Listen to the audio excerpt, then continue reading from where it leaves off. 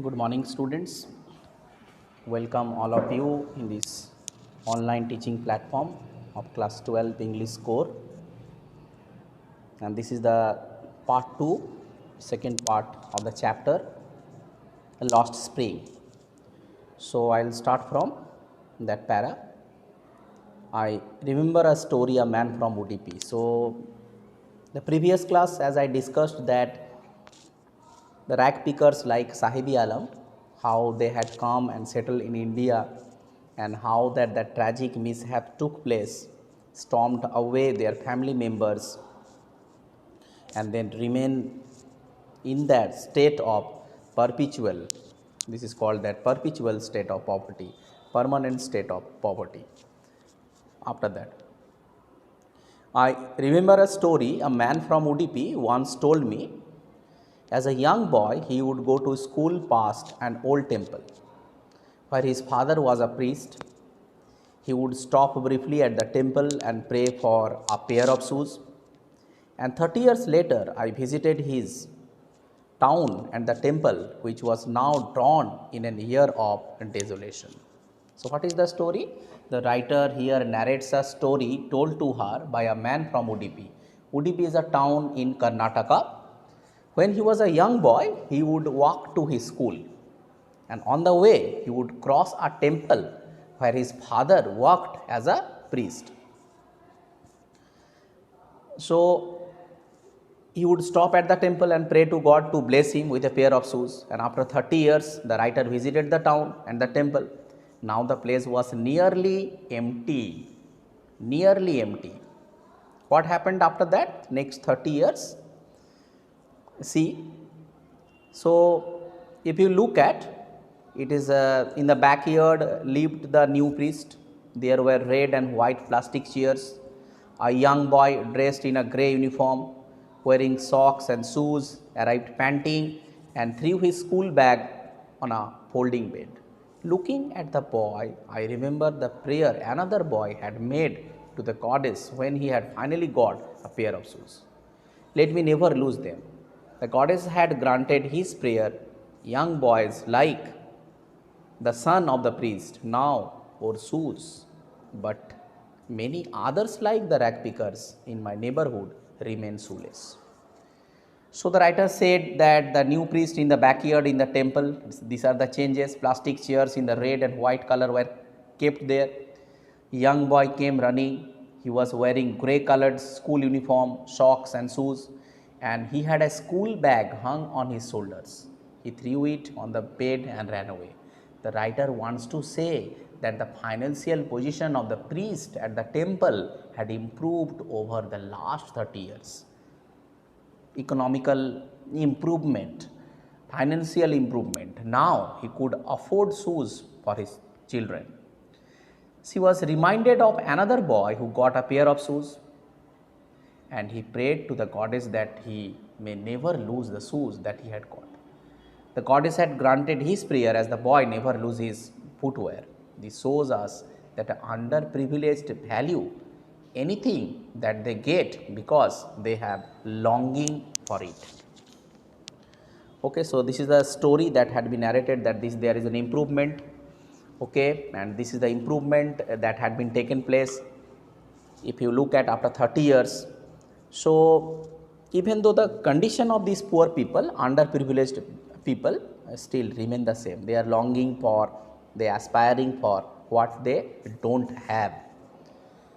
Okay, what they don't have. So just check for once, this para is important. Desolations, that word is there. Desolation means lonely, and panting, taking short and quick breaths. Next, I'll proceed. The next one. My acquaintance with the barefoot rag pickers leads me to Simapuri. Okay, a place on the periphery of Delhi, yet miles away from it. Metaphorically, those who lived there, the squatters who came from Bangladesh back in 1971. Acquaintance means what? Contact. And periphery means what? Outer area. and metaphorically this is symbolically. Squatters, that a person who unlawfully occupies and position or building unused land, okay, or the another side the squatters, constant movers from one place to another place. So if you look at, just check, the writer describes the area where these rag pickers boys live. Simapuri, located on the outskirts of Delhi, was very different from the capital of the country. In 1971, when these rag pickers had migrated from Bangladesh, Dhaka, the area had been wasteland. Okay, it's given here that Sahib's families, among them Simapuri was then wilderness. Wilderness means wasteland. Still is, but it's no longer empty. In structure of mud with roofs of tin, tarpaulin, devoid of sewage, drainage, running water, live 10,000 rag pickers. They have lived here for more than 30 years without an identity, without permits, but with ration cards they get their names of voters. That list that enable them to buy grain. Food is more important for survival than an identity. If at the end of the day we can feed our family and go to bed without an aching stomach, we would rather live here than in the fields that gave us no grain. Say a group of women in the tattered saris when I asked them when they left their beautiful land of green fields and rivers. Whenever they find food, they pitch their tents that becomes their transit homes. Children grow up in them, becoming partners in survival, and survival in Simapuri means rag picking. Very important line, survival in Simapuri means rag picking. Through the years, it has acquired the proportions of a fine art. Garbage to them is gold, it is their daily bread, roof over their heads, even if it is a leaking roof, but for a child, it is even more. Okay, so people continue. So look at their place, the wasteland. Now it's empty, and almost 10,000. That time it was empty, and now if look at the present time, 10,000 rag pickers live there in the structures made of mud, roofs made of the sheets of tin, plastic material called tarpaulin. There was no sewage, drainage, running water facility in the Simapuri, and they lived in unhygienic condition. It was a piece of wasteland where the garbage of the city was collected. These people had started living there illegally, and they lived here for more than 30 years without an identity, without permits, but with ration cards they get their names on voters list, enable them to buy grain. Food is more important for survival than an identity. If at the end of the day we can feed our families and go to bed without an aching stomach, so we would rather live here in the fields, give no grain. Says a group of women in tattered sarees. Okay, tattered means torn, correct? So they had been living there. They do not have any ration cards, voter identity cards. So do they have that ration cards? It becomes not their identity, but for their survival. The writer asked a group of women who were wearing torn sarees, that is tattered, why did they leave their homes in Dhaka? They replied that if they were able to satisfy the hunger of their families and sleep well at night, they were happier to live in Simapuri than their fields in Dhaka, which were ruined and gave them no food. Whenever they find food, they pitch their tents that become transit homes. Children grow up in them, becoming partners in survival, and survival in Simapuri means rag picking. They have that acquired that proportions of art, okay, for, and it is a leaking roof for them, even though it's for more for them, okay, and for child it is something different. So it is given a transit homes. So transit means temporary. The people travel in search of food, and whenever they found it, they got settled, and then again they kept moving. Their children kept on growing there, and gradually they also started helping their parents in seeking means of the survival. And for those who lived in Simapuri, it means what? Only rag picking. Families searching the garbage dumps and got things which they sold to fund their food. The gathered torn or damaged seeds which were used to cover the roof of their homes, and this did not cover them well but still provided them with some protection. For the child, the garbage dumps were more than the means of survival. For elders, it's survival. Ration cards, it's for their survival. It's not identity. But the garbage dumps becomes a different meaning to the child. Okay. So next, after that, I'll continue.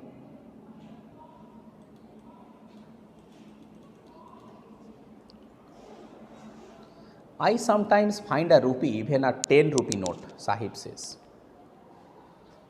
and his eyes lightening up. When you can find a silver coin in the heap of the garbage, you don't stop scrounging for there is hope for finding more. It seems that for children, garbage has a meaning different from what it means their parents. For the children, it is wrapped in wonder. For the elders, it is means of survival. So getting that money, sometimes that what is there, their eyes lightening up, so joy and happiness. So Sahib was happy to say that sometimes he found a rupee and even a 10 rupee note in the dump, and one often finds even a silver coin in the garbage dump, kept searching, hoping to find more and more. For the children, what is this? The garbage dump was means of fulfilling their dreams, although partially, while for their parents it was a means of adding survival by providing the basics: food, clothing, shelter. Correct? And the next para, if I continue. One winter morning, I see Sahib standing by the fenced gate of the neighboring club, watching two young men dressed in white playing tennis, and I like the game. He hums, content to watch it standing behind the fence. I go inside when no one is around. He admits the gatekeeper lets me use the swing. Content means satisfied, you know. Okay, so one winter morning, the writer saw Sahib standing by the fence of a club, and he was watching a tennis game being played by two young men. Sahib liked the game but couldn't play it. You know that it's not possible to play for him because it is a rich people's game. He told the writer, went there when it would be closed, and he was allowed to take swings by the guard there. Sahib too is wearing tennis shoes that look very strange over his discolored shirt and shorts. Someone gave them to me, he says in the manner of an explanation, the fact that they are discarded shoes of some rich boy who perhaps refused to wear them because of a hole in one of them does not bother him. For one who has walked barefoot, even shoes with a hole is a dream come true. But the game he is watching so intently is out of their reach. Very, very meaningful lines these are. Sahib too is wearing tennis shoes, looks strange over his discolored shirt and shorts. Discarded means what, you know, word that thrown away. Okay. So the writer saw that Sahib was also wearing tennis shoes, did not look appropriate with this dress code, which was worn and torn, that faded, and he told the writer in an attempt to justify himself that someone gave him the shoes. She, however, figured out that he had got them from a garbage dump. They must have been thrown away by a boy from a rich family, as he did not want to wear them anymore. Probably they had a hole or two in them, due to which he did not want to wear them. On the contrary, you could say that Sahib was not bothered by this fact and had no problem wearing them, as he could not afford anything better than them. He walked barefoot, and to wear a shoe even with a hole was like a dream come true. Definitely, you do not have the shoes, getting that discarded one also. It's like what? Dreams come true.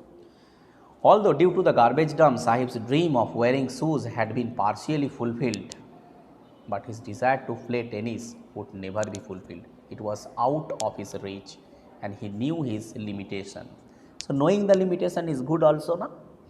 If you think that it's not possible for you to reach that landmark destinations, it's proper that you know what you desire for and what you will achieve, it's something different. There is a difference between them. There is a barrier between them.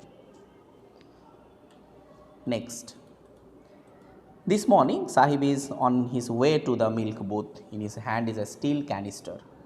I know, work in a tea stall down the road, he says, pointing in the distance. I am paid 800 rupees and all my meals. I am paid 800 rupees and all my meals. So including food, meals, and he was getting the salary 800. Does he like the job? I ask. His face, I see, has lost the carefree look. While he was carrying the rags on back of his shoulders, he was happy. But this time, that totally lost their carefree look.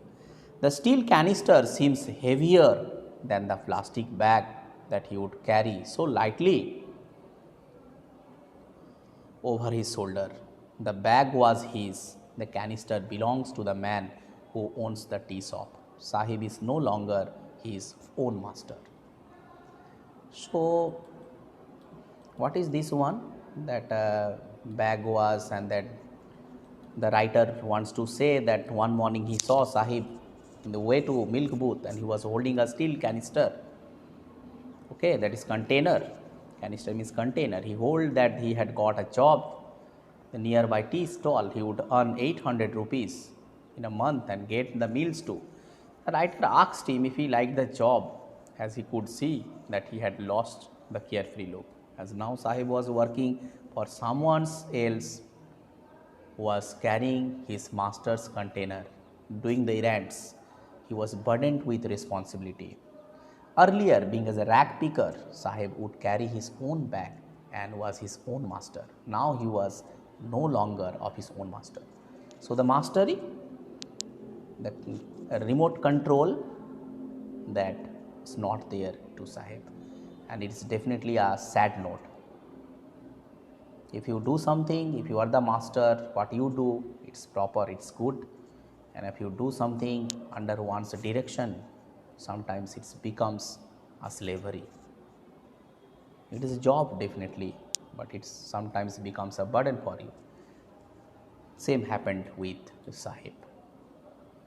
So this is very important, that how could you differentiate that what Sahib's aim and what Sahib was thinking. Okay, so you should know that, and where that the next part of the story would unfold. I want to drive a car would get a different character. Mukesh, he wanted to be a motor mechanic. He belonged to that bangle maker family. Every members of his family got involved in bangle making. But he was not like that. He was totally different. He aspired something, he dreamed for. Okay, so you could say this is the difference. This is the difference between Mukesh and Sahib. Sahib was not that much that challenging. He did not have that audacity to change his fate. But Mukesh, we would see in the next part of the story, next video, I would discuss that he was different. He wanted to be a motor mechanic, even though he knew his limitations, but he dared to dream. So it's noteworthy, is very important, that how you think, how you approach your life, knowing your limitations, and that would be the difference between the two parts of the stories. So in a nutshell, in the first part, what we have got, the story, the Sahibi Alam being a rag picker, now he had stormed from Bangladesh to India, and then he has described the tragic tale of their life, how they were without the proper identity. The ration cards, the voter cards became their survival, means of survival, and how they feel happy, and how that dumps sometimes becomes different for the elders and sometimes for the children. So in this context of this is part 1, you definitely come to that part, to that conclusion, that there was no person, no one was there to help them. They were there in that perpetual state of poverty. The writer sympathized with these people, and we'll get to know in the second part of the story how these people got united, tried to fight back, but didn't. No one was there to stand up behind them. So this part is up to here. Let me conclude the next part of the video. Okay, I will discuss the second part of the story. I want to drive a car. Thank you students for being with me. Have a nice day. Bye.